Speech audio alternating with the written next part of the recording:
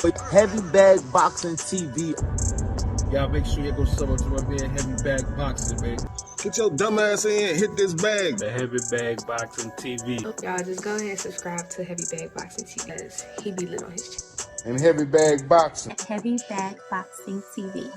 Yo, shout out to Heavy Bag Boxing TV.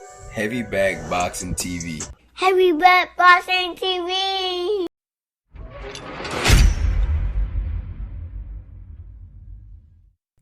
Hey, man, I got to ask the question, man. I have to ask the question. And if you rock with the channel, man, I definitely want you to get a note in the comment section and really tell me your thoughts because it's extremely intriguing to me. But I got to ask the question, Bud Crawford, Canelo. Let's talk about it. What up, YouTube? Big T, Heavy Bad Boxing TV, man. Get your goof ass in here, hit the bag, hit that like button for your boy.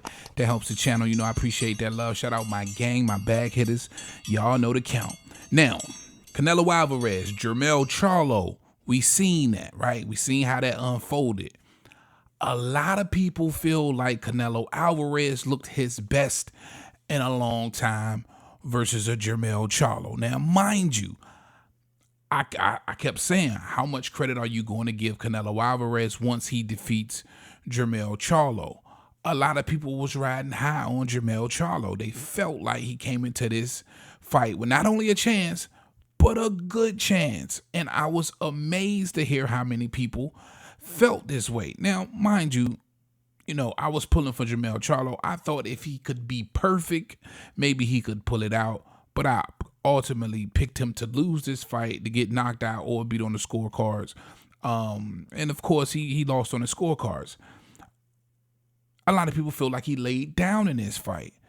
Most definitely, to say the least, it wasn't his best performance. It wasn't a performance that majority of us expected. But how much is that is due to Canelo Alvarez's somewhat dominance? I think you have to give Canelo Alvarez the credit for making this appear to be a pretty easy fight.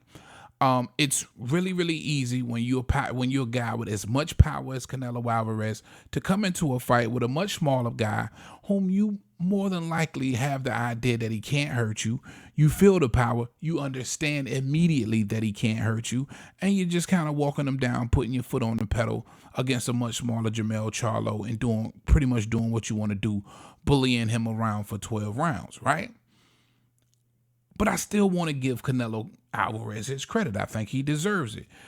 If he wasn't a rejuvenated, which appeared to me to be somewhat a rejuvenated, refreshed Canelo Alvarez, and in his words, he feels like nobody beats this Canelo Alvarez, maybe this fight ends up being tougher.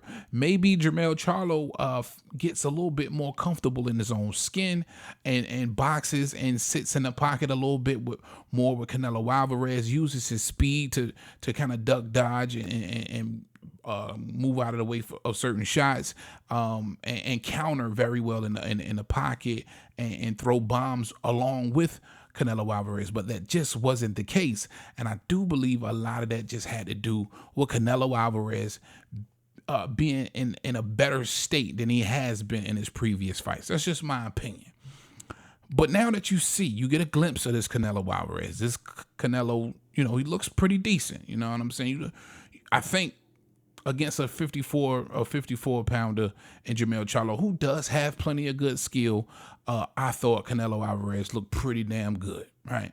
Now, you put this Canelo Alvarez versus a Terence Crawford. Here's the question. How much has your feelings changed about wanting to see Terence Crawford and Canelo Alvarez? Now, prior to this fight, a lot of people, including myself, were screaming, hey, listen, I think Bud Crawford has a shot. I think Bud Crawford could very well outbox Canelo Alvarez for the better part of 12 rounds, right? A lot of people was. I think the consensus may have been at the time that Bud has a really big chance of defeating Canelo Alvarez. But now, after this performance versus Charlo, I got to admit, my feelings have changed slightly. Would I still want to see the fight? Yes, I would. You know what I'm saying? I think Bud Crawford is just that damn good. But I gotta be honest. I can't imagine what the outcome would look like. I have the notion that if Jermell Charlo survived Canelo Alvarez for 12 rounds, Terence Crawford could do that as well. But you got to understand just how much Jermell Charlo was on his bike to do so. Bud Crawford is even a smaller man than Jermell Charlo. And although Bud Crawford does have really good footwork, I can't see him being on his bike for 12 rounds.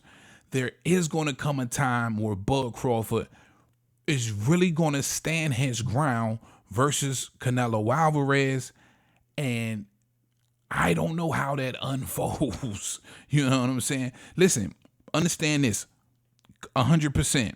The only reason Jermell Charlo, I believe, survived Canelo Alvarez is because he moved around the ring pretty much the entire fight and clinched majority of the fight, right?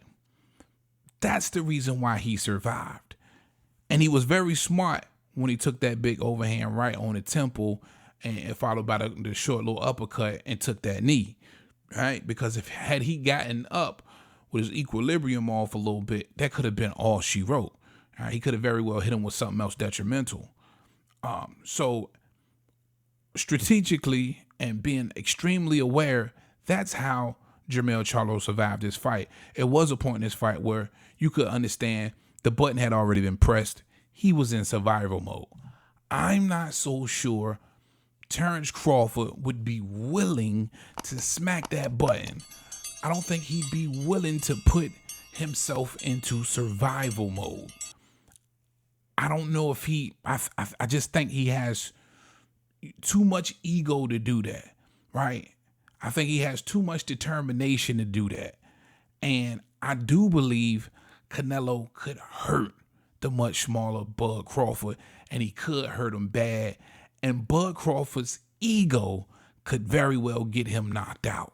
I'm just saying. Or, of course, he could come in there and look a lot like Mayweather did.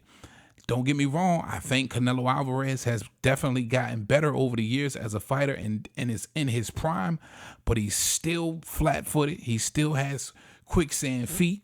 He still just likes to load up on shots. A much better boxer can and most definitely will beat Canelo Alvarez, but I just think you have to have some real size on you to absorb Canelo, because it breaks you down. It makes you timid to want to throw later on in the fight because, you know, that again, chest, shoulders, hips, all of that stuff, it gets broken down over the course of a fight. And I think that's what happened to Jermell Charlo. The same thing could happen to Bud Crawford. Yes, he could be outbox Canelo Alvarez, but being a much smaller guy, how likely is he? And if he gets clipped with something, it's night-night. It's potentially night-night. With this version of Canelo Alvarez, I do believe it poses more of a threat than what we have seen in the past, and his past two fights for sure. But man, that's a great question. You guys let me know what you think in the comment section, man. I appreciate you. Big T.O. Heavy Bag. You know who I got with me, man. Talk to him, Roger. Most motherfuckers don't know shit about boxing.